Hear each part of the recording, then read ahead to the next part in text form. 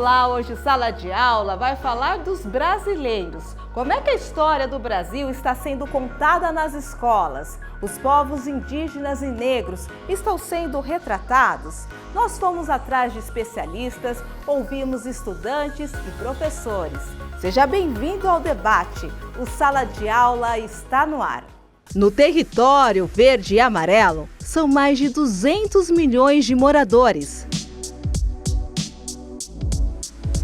Jeitos diferentes, rostos também, pintados por cores que vão muito além da bandeira. Está muito ligado nas nossas raízes, né? Porque o povo brasileiro não são só os nativos que estavam aqui antes dos colonizadores chegarem, mas tem muita questão dos indígenas, dos europeus e dos nativos africanos. Europeus, ocidentais, indígenas e negros desenham o mapa brasileiro. Mas e na escola? Como a diversidade está sendo retratada? No Brasil, 2 leis obrigam o ensino dos povos africanos e indígenas nas escolas. Eu acho importante para a gente entender muita coisa do recorte de hoje em dia. Acho que a história é muito importante para a gente entender o que acontece no preconceito de hoje.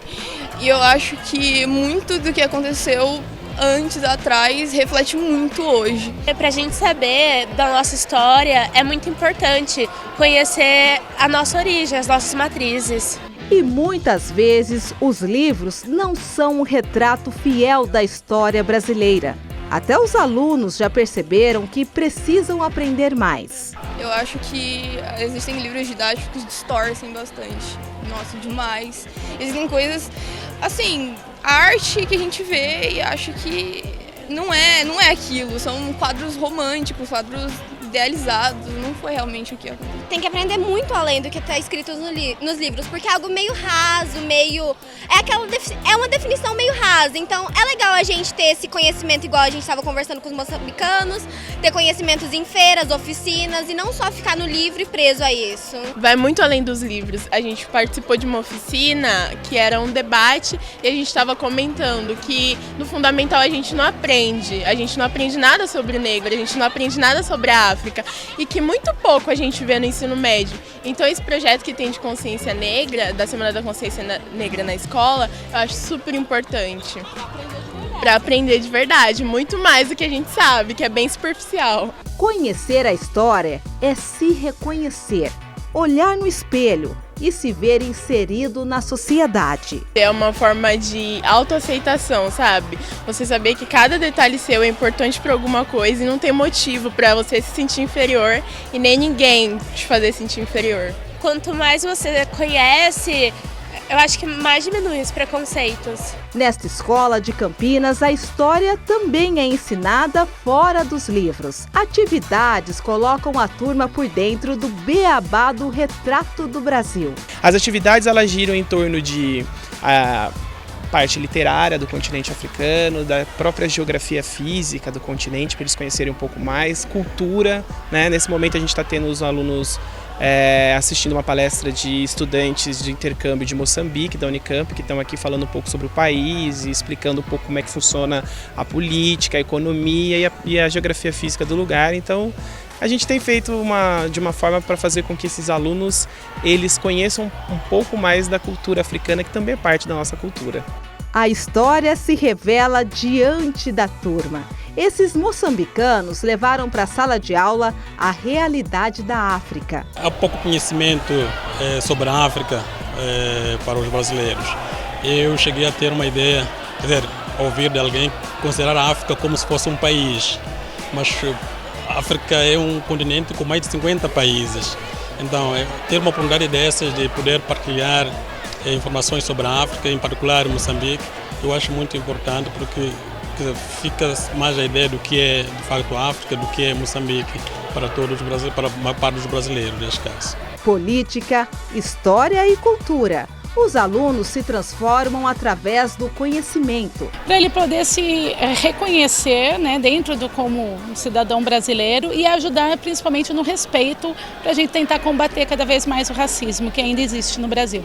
Abrir os olhos com a ajuda da história traz bons reflexos. Sim, eu acho que o racismo está muito ligado à ignorância. E quando a gente continuar nessa ignorância, nós nunca vamos mudar esse nosso pensamento racismo. Então tentar mudar tá muito presente na nossa raiz, já que foi uma colonização escravocrata. Então tentar tirar isso e ficar fora disso e tentar mudar. História do povo brasileiro. Como é que ela está sendo contada nas escolas? E os indígenas e os negros, como é que estão sendo retratados na sala de aula? Esse é o assunto de hoje. Aqui comigo estão a Alessandra e a Luciana, tudo bem? Tudo bom. A gente sabe que existem duas leis de 2003 e 2008. Elas estão sendo cumpridas?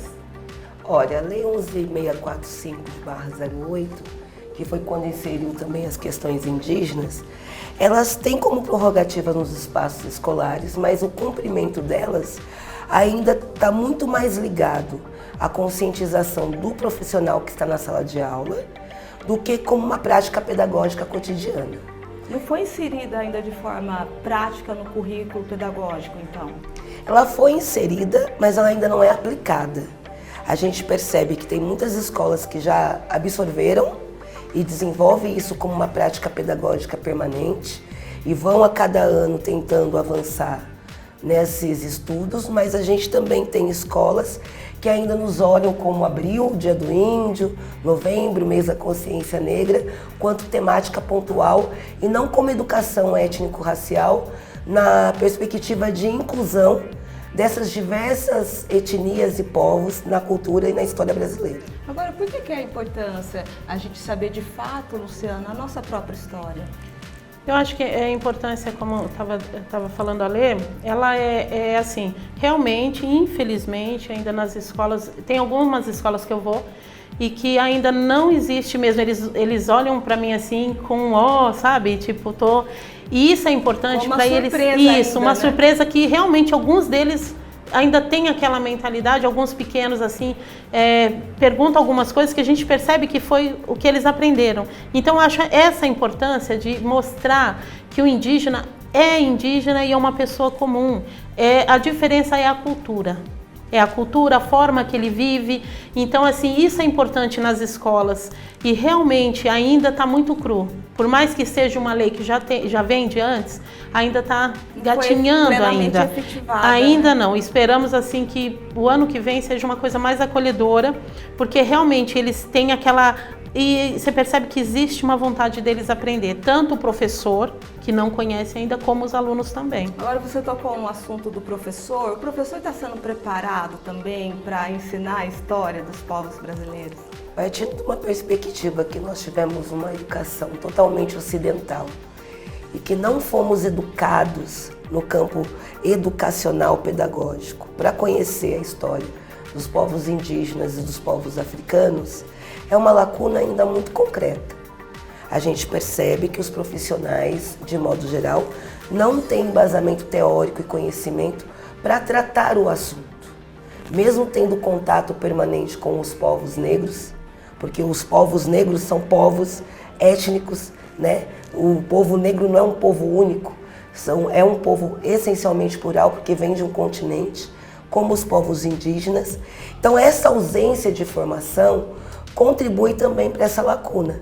Por essa razão, por exemplo, que nós criamos aqui na Fazenda Roseira, em parceria com a Casa de Cultura Aquarela e Univida, uma pós-graduação em matriz africana para dialogar e formar profissionais de diversas áreas do conhecimento, em diversos conhecimentos para ter essa aplicabilidade e estrutura de conhecimento para tratar desses assuntos. Porque você falou dessa complexidade, né, Alessandra? Passa pela religião, passa pela contribuição cultural, passa pela contribuição política também. Isso tem que ser retratado, né? Por exemplo, na época que eu aprendi sobre a minha própria história, eu só aprendi da época quando os negros foram escravizados, mas tiveram também uma contribuição muito grande na construção do Brasil, né? E quando a gente se desconhece a nossa própria história, qual que é o reflexo disso? Sim, eu tenho feito uma discussão que, mais do que trabalhar a negritude, que é fundamental trabalharmos a matriz africana não como adjetivo,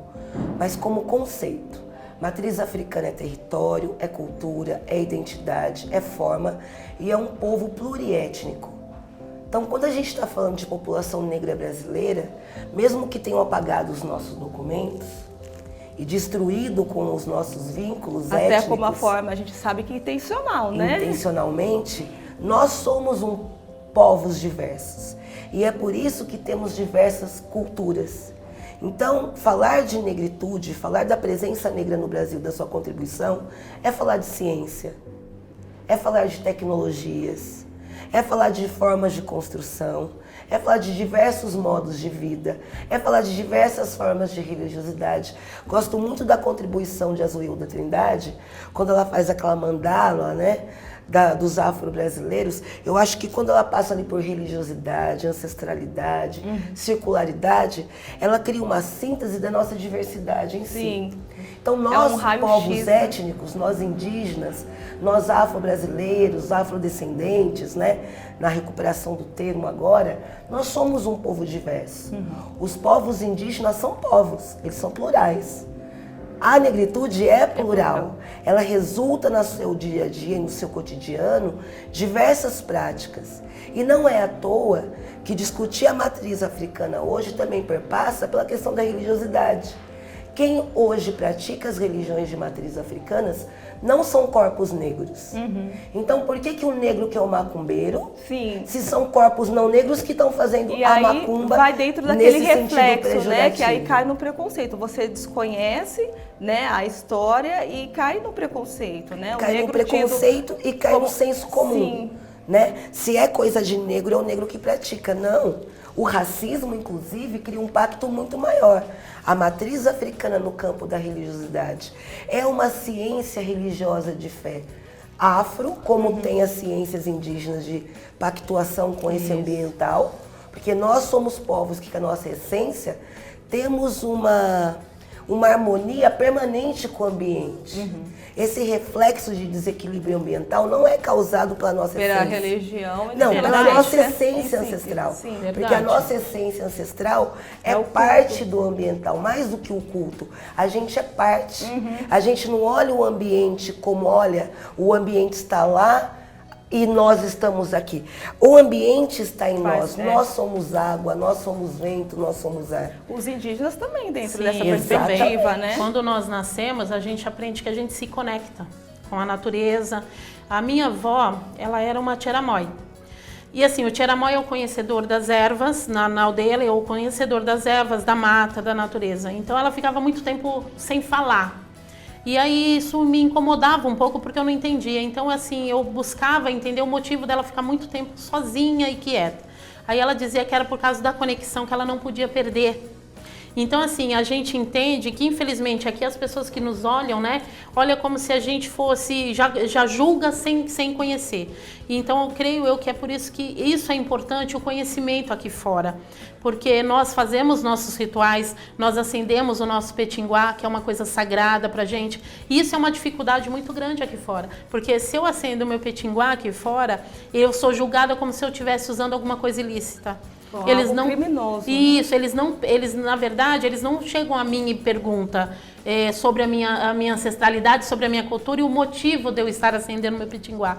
Eles simplesmente vão me julgar por alguma coisa que não está acontecendo.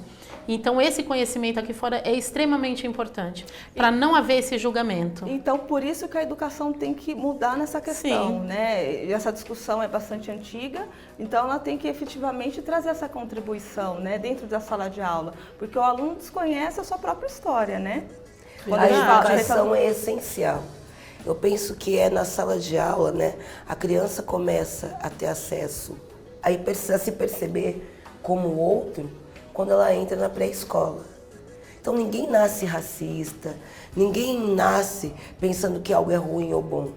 Essa construção se dá dentro do espaço escolar, do espaço educativo. Então é fundamental que o nosso país, de modo geral, entenda e compreenda que racismo existe. E que mais do que ter vergonha de se compreender como racista, abrace a ideia de como seremos antirracistas.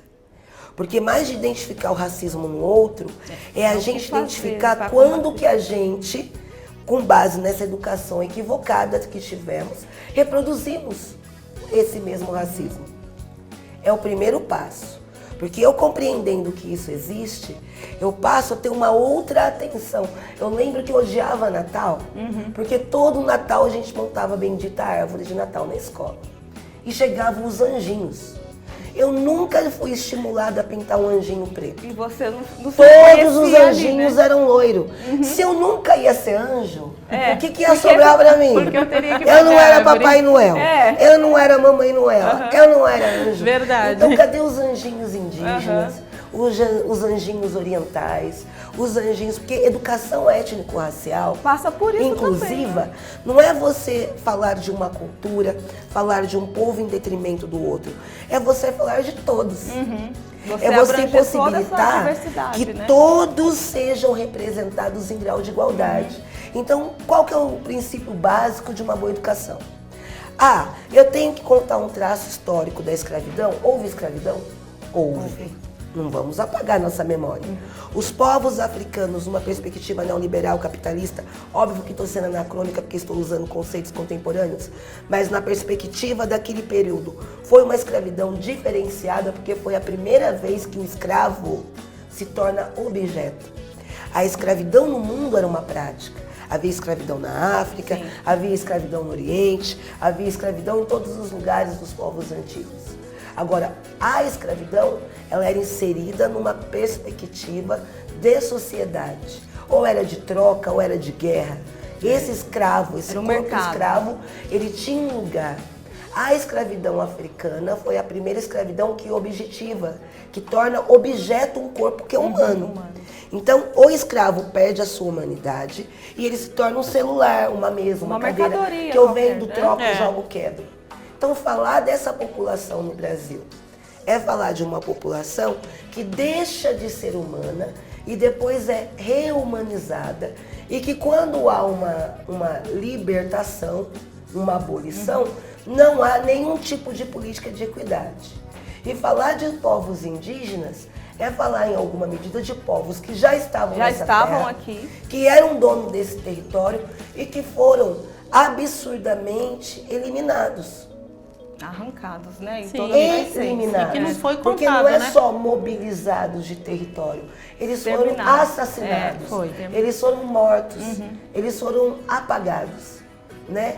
Apagados em sua identidade, apagados em seu direito, que ainda hoje tem que ser reposto. Ainda hoje a gente escuta governantes discutindo questões quilombolas e discutindo questões indígenas com um grau de ignorância histórica. Verdade. Porque não é só numa perspectiva de conceito, né? Então a gente percebe que as pessoas não conhecem a história. E um povo que não conhece a história, ele não tem identidade constituída. Se eu não sei de onde venho, no campo do indivíduo, eu tenho uma grande lacuna. Porque eu posso ter um corpo negro, que é o que acontece aqui no Brasil. Eu posso carregar um corpo negro e não ter uma identidade negra porque eu não fui educado, eu não fui formado, eu não tive acesso a esses elementos. Essa concepção, então, essa eu ideia tenho de quem eu sou, corpo né? negro, mas eu não tenho uma identidade negra consolidada. E aí é o desafio do professor. Às vezes ele encontra uma criança negra, ele vai falar, mas você é um negro tão lindo. Vem a mãe, mais negra ainda, e vai falar, quem mandou você chamar meu filho de negro? Ele não é negro.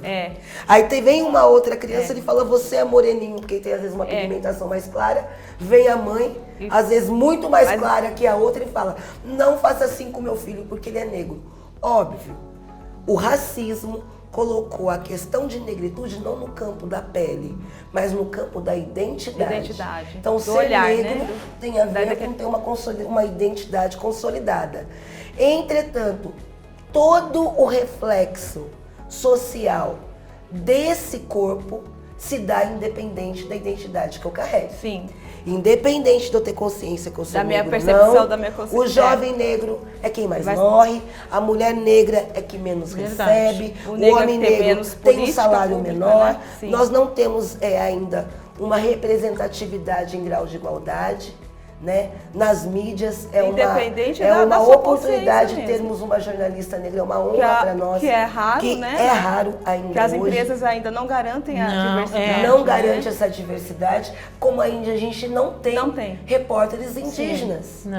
Então, como que a gente vai fortalecer a identidade dos indígenas, mesmo sabendo que que eles são pluriétnicos, se eles não se veem na imprensa, se eles não se veem na televisão, se eles não se veem no governo, se eles não têm ferramentas de se fortalecerem identitariamente. Olha, a gente vai fazer uma pausinha agora. Eu preciso fazer um intervalo, mas daqui a pouquinho a gente volta porque o assunto tá bom. E você que nos acompanha, não sai daí que é rapidinho.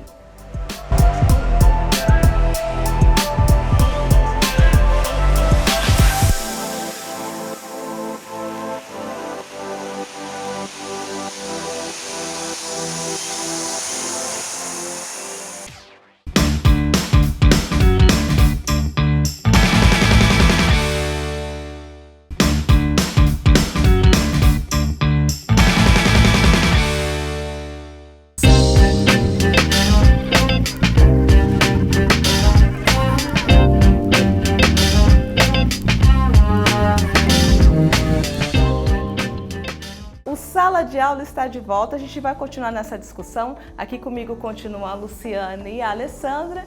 Luciana, você também viveu um caso dentro da sua família de racismo com o seu neto ou de desconhecimento da cultura. Foi, infelizmente, assim, eu lembro que quando eu vim, porque assim, a minha mãe é branca, meu pai é indígena, nascido e criado. Meu pai nasceu no Rio Grande do Sul, meus avós eram Argentina e Paraguai. Só que minha mãe é branca, então assim, eu sempre estudei fora. Nós, indígenas, só falamos o português a partir dos 6 anos, quando a gente entra na primeira série. Eu creio que seja uma forma de manter nossa cultura, entendeu? Então depois começa o português. Então assim, quando eu estudei, que eu vim estudar fora, que a gente indígena não podia estudar. Só que como minha mãe era branca, então ela fazia questão de eu estudar. Então eu estudava, eu passava por alguns preconceitos, só que aquilo para mim não trouxe para minha, né, para o meu futuro, eu não trouxe isso. Você soube lidar. Eu soube lidar, até porque eu tinha uma família que me acolhia, eu era o que eu era, sempre fui, minha mãe sempre deixou bem claro que eu era indígena e que eu deveria ter orgulho disso. Só que quando eu vim para Campinas, que nós somos de Bertioga, minha aldeia é de lá, minha aldeia foi feita lá em 1940 pelos meus avós, e quando nós viemos de lá, eu fiquei com medo pelo meu neto. Então, quando meu neto entrou na escola, foi muito complicado porque eu tinha medo dele sofrer o que eu sofri. E aí eu fui lá e dei 7 palestras na escola para mostrar que ele era uma criança como qualquer outra, que vinha de uma cultura diferente, mas que ele brincava, ele comia, porque as crianças tinham mania, mas você come o quê?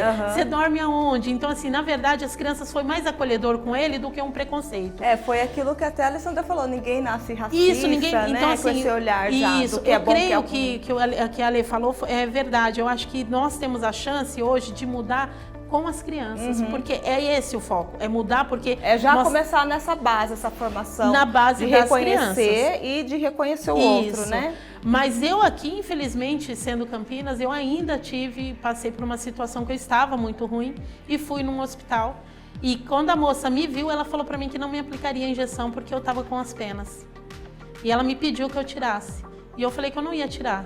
Então, que ela arrumasse uma outra pessoa que me aplicasse a injeção, mas eu não iria tirar e não iria deixar de ser quem eu sou para que ela pudesse me aplicar uma injeção. Então, assim, foi uma coisa que na hora, assim, eu fiquei pensando, meu Deus, será que ainda a gente passa por isso? Realmente passa por isso? Eu não acredito. Né? Porque você fica assim, nossa, mas... E o racismo, ele fere, né? Ele traz, além dessas consequências que você falou, da falta de representatividade, de equidade, mas tem a questão individual também, Sim, porque daí você fica pensando, meu Deus, será que eu vou ter que deixar realmente de ser quem eu sou? Então, creio eu que quando isso acontece com uma criança indígena, que é por isso que nós estamos assim, eu estou muito enganjada nessa parte, por ser uma coordenadora hoje do Etnocidade, que isso aconteceu no começo do ano, que eu conheci o Alessandro Oliveira assim por uma questão de uma feira indígena, foi muito coincidências, né, que acontecem na vida. E aí ele me convidou para fazer parte do Etnocidade e por isso que o Etnocidade está muito enganjado nessa forma de mostrar que nós somos pessoas como qualquer outra. Agora, Luciana, é importante a gente falar sobre Campinas, que a representatividade indígena é muito grande aqui. Muito. O Ale me fala que Campinas é a 3ª cidade do estado com o maior número de indígenas. Isso foi no censo de 2010. Quer dizer, são 10 anos de diferença. Então, quer dizer, em 2020, creio eu que o indígena multiplicou isso, pelo fato da Unicamp. Nós temos na Unicamp 64 indígenas, só que assim, onde o indígena vai, ele leva a família. Então, colocamos que a gente tem 100 indígenas, só na moradia ali da Unicamp. E tem uma questão que até você comentou comigo, antes da gente começar a gravar, que às vezes tem um indígena que ele mesmo não sabe que ele é um indígena, Verdade, né? Então, verdade. tá aí também essa questão dessa busca da sua própria identidade. Isso, a nossa busca é essa, porque assim, a gente descobriu também que tem alguns indígenas que acabam não falando que é indígena pelo medo do que ele possa sofrer. E pela ausência desse fortalecimento identitário. Isso, ele carrega tem medo. o corpo, mas não tem a identidade consolidada. Que foi o que você falou, né? Até a questão do negro, tá visível que ele é negro, né? Mas nem sempre aquela pessoa tem ela consciência, né?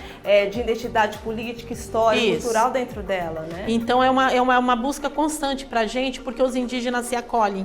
Então a nossa vontade hoje é que eles venham até a gente e a gente possa entender que nós estamos aqui, que eles possam entender que a gente está aqui para ajudar. Que a gente quer sim, porque nós somos 305 povos no Brasil, foi o que a Ale falou. Nós não somos um povo só, um único povo, nós somos 305, com mais de 200 línguas diferentes. Então, assim, a Unicamp trouxe 64 indígenas com as famílias, mas são 20 etnias diferentes. E entre nós, independente da gente ser da mesma etnia, lembrando que a gente, assim, falar a palavra índio e a palavra tribo, para algum deles é ofensivo, eles não gostam porque foi o branco. São termos que não são usados. Isso, foi o branco que deu, então eles não gostam. Eu entendo porque eu convivo na aldeia e convivo aqui fora, então a gente tem que aprender a lidar até pra gente aproveitar com os dois lados. Espaço, né? Não é índia, é indígena. É indígena não é tribo, ou nativo. Sim, não é tribo, é aldeia. Aldeia, né? E povos ou etnia. Porque é mais fácil você me chamar de Arami-Guarani do que me chamar de índio. Então, assim, eu prefiro que você me chame, olha, Arami-Guarani, porque assim, você está falando do meu povo. É por isso que a história eu tenho tem que uma ser identidade dentro dessa perspectiva. Sim. Acontece também alguns termos, né, em relação à comunidade negra, né, que não se pode ser adotado, que ajuda a acirrar o racismo, né? Algumas palavras como denegrir, mulata, né, Alessandra? Então, o professor em sala de aula escureceu, né? Então tem que se tornar também. A coisa ficou preta. Né? Então, o professor tem que ter ciência disso também em sala de aula. Agora, né? também quero ressaltar que também temos hoje muitos professores conscientes. Sim. Que são os nossos parceiros, que estão em corpos negros e não negros, mas que têm feito um esforço, inclusive individual, porque às vezes o governo não estimula e não dá a ferramenta adequada para que eles possam passar por uma formação.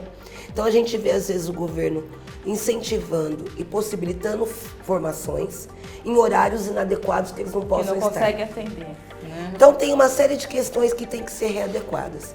Mas a gente também conta, felizmente, nesse momento, né, que a gente está vivendo uma necessidade efetiva de saber quem que é o povo do respeito, quem que é o povo da transparência e da diversidade. Eu acho que é essa a nossa divisão.